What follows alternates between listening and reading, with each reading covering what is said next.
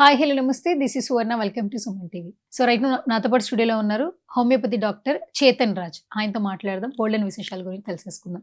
So hi doctor. Hello madam. Doctor గారు, నరాల బలహీనత అనేది చాలా పెద్ద సమస్యగా కనిపిస్తుంది నౌవేడేస్ మనం చూస్తుంటే. అంటే ఆ బాధకి ఏంటంటే ఎవరు దాన్ని ముందుకు ఏ డాక్టర్ అయినా కూడా ఫస్ట్ ఆ పెయిన్ నుంచి బయటకి తీసుకురాగలగాలి. ఈ సమస్యను కూడా ఈ మధ్య కాలంలో ఎక్కువగా చూస్తున్నాం. నరాల బలహీనత అసలు ఎందుకు వస్తుంది? లక్షణాలు ఏంటి ఫస్ట్ చెప్పండి. నరాల బలహీనత వచ్చేది లక్షణాలు మనకు చేతుల్లో తిమ్మిర్లు, మెడ నొప్పి, మళ్ళీ నీరసంగా ఫీల్ అవ్వడం, మొత్తం రోజు తల తిరగడం, మళ్ళీ అరకాలు మంటలు, తిమ్మిర్లు, కాళ్ళు లాగడం, అసలు స్పర్శ ఉండదు ఒక్కొక్కసారి.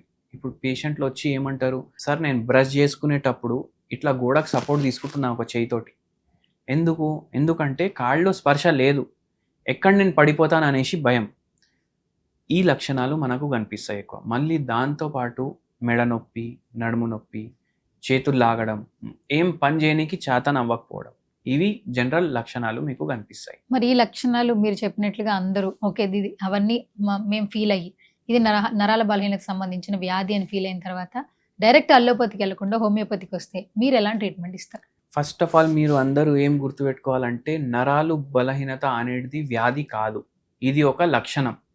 ఇది వేరే వేరే వ్యాధుల్లో ఉండే లక్షణాలు.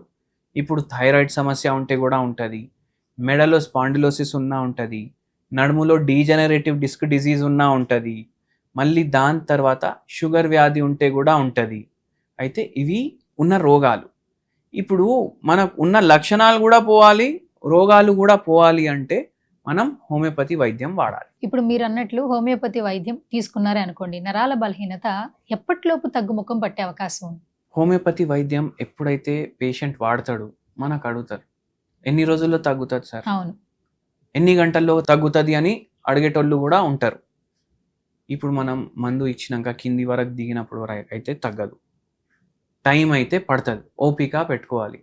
ఇప్పుడు వేరే వైద్యాలు దాంట్లో వాడితే మొత్తం జీవితాంతం వాడమని చెప్తారు. మనం ఏమంటాం 3 నెలలు, 6 నెలలు, సంవత్సరం, రోగంని బట్టి పేషెంట్ని బట్టి. ఇప్పుడు మనం మందులు ఇచ్చినాక కొన్ని రోజులకి పేషెంట్కి ఎట్లా చేంజ్ వస్తుంది, కొందరికి చాలా తొందరగా తగ్గుతుంది, కొందరికి కొద్దిగా మెల్లమెల్లగా తగ్గుతుంది. అయితే పేషెంట్ మందుకి ఎట్లా రెస్పాండ్ అవుతుందో దాన్ని బట్టి మనం చెప్పనీకి వస్తుంది ఎన్ని రోజుల్లో తగ్గుతుంది అనేసి. మరి ఈ సమస్యతో బాధపడుతున్న వాళ్ళకి మీరు ఇంట్లోనే ఉండి సో రెమెడీస్ ఇవ్వాలంటే ఏం రెమెడీస్ ఇస్తారు? ఇప్పుడు నరాల ప్రాబ్లం ఉంది, మీరు ఏం చేయండి అంటే పసుపు ఉంటుంది కదా, పావు చెంచాలో సగం తీసుకోండి, టీ స్పూన్ పసుపు, పావు చెంచాలో సగం. మళ్ళీ దాని తర్వాత జీలకర్ర పౌడర్ ఉంటుంది, అది పావు చెంచా. రోజు మార్నింగ్ మీరు గోరువెచ్చని నీళ్ళలో కలుపుకొని తాగండి. ఇది తాగడంతో మీకు ఏదైతే చేతులు లాగుతున్నాయి, కాళ్ళు లాగుతున్నాయి, జర నీరసంగా ఉంటుంది, ఇవన్నీ జర మంచిగా అవ్వడానికి ఇది హెల్ప్ చేస్తుంది. ఇది ప్రీబయోటిక్ లాగా పనిచేస్తుంది, యాంటీ ఇన్ఫ్లమేటరీ లాగా పనిచేస్తుంది. అంటే ఏం చేస్తుంది, మీకు గట్ ఇష్యూస్ ఉన్నాయి అనుకోండి, గట్ ఇష్యూస్ క్లియర్ చేయడానికి కూడా హెల్ప్ చేస్తుంది. మళ్ళీ నరాల కోసం కూడా బెటర్మెంట్ ఇచ్చేలాగా చేస్తుంది. ముందుగా మీరు మోకాళ్ళ సమస్యల గురించి కూడా చెప్పారు. సో దాని లక్షణాలు చెప్పారు, హోమియోపతిలో ఏ విధంగా ట్రీట్మెంట్ ఉంటుందో చెప్పారు. సో ఆ సమస్యతో బాధపడుతున్న వాళ్ళకి ఇంట్లో ఉండి హోమ్ రెమెడీస్ చెప్పాలంటే ఏం చెప్తారు? మోకాళ్ళ నొప్పులు ఉన్నాయి అనుకోండి, మీరు ఏం చేయండి అంటే భీమసేని కర్పూరం అనేసి ఒక కర్పూరం వస్తుంది. ఇప్పుడు ఈ భీమసేని కర్పూరం అంటే ఏంది, ఏ కర్పూరం అన్నా భీమసేని కర్పూరం ఉంటుందా అనేసి మీకు డౌట్ వస్తుంది. ఏ కర్పూరం అంటే ఆ కర్పూరం భీమసేని కర్పూరం ఉండదు.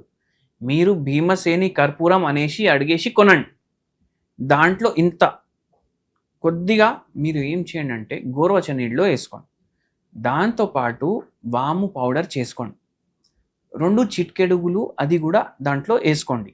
ఇవి 2 కలిపి 2 పూటలు తాగండి. దాంతోపాటు మీరు హోమియోపతి మందులు వాడండి, ఇది పూర్తిగా మంచిగా అవుతుంది హోమియోపతి మందులు వాడడం వల్ల.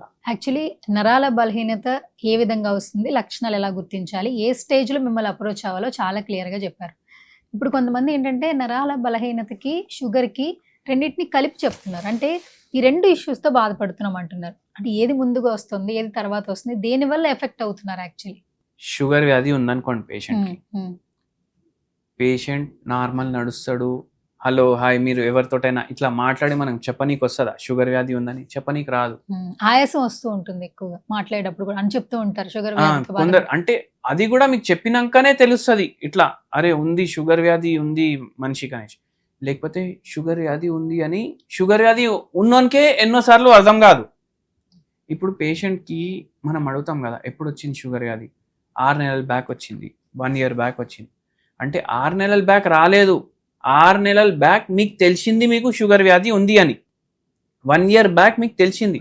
కానీ ఏంది అంటే షుగర్ వ్యాధి వల్ల మన శరీరంలో డ్యామేజ్ అయితది. ఎట్లా అయితది? మనకు గుండె మీద ప్రభావం పడతది. మన బ్రెయిన్ మీద ప్రభావం పడతది. పక్షవాతం వచ్చే ఛాన్సులు చాలా పెరిగిపోతాయి. గుండెపోటుతోటి చనిపోవడం ఛాన్సులు చాలా పెరిగిపోతాయి.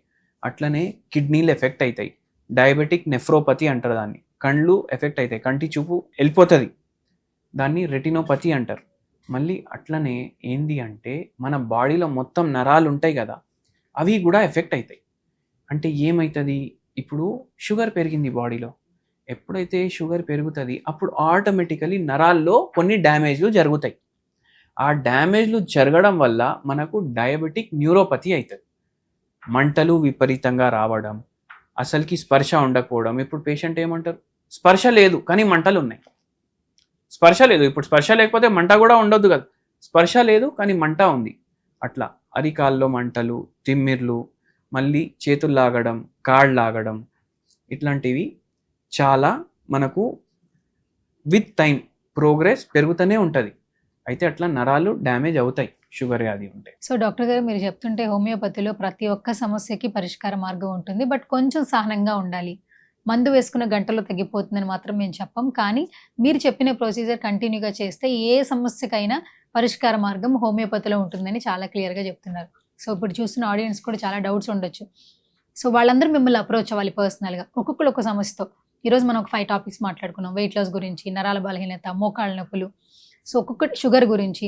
ఏ సమస్యతో ఇబ్బంది పడుతున్నా కూడా మిమ్మల్ని డైరెక్ట్‌గా అప్రోచ్ అవ్వచ్చా? ఎటువంటి సమస్య ఉన్నా హోమియోపతిలో దానికి ట్రీట్మెంట్ ఉంటుంది. అయితే మీరు బాధపడకుండా, ఏది సెకండ్ థాట్ లేకుండా హోమియోపతికి అప్రోచ్ అవ్వచ్చు. Thank you doctor. Thank you so much. Thank you madam.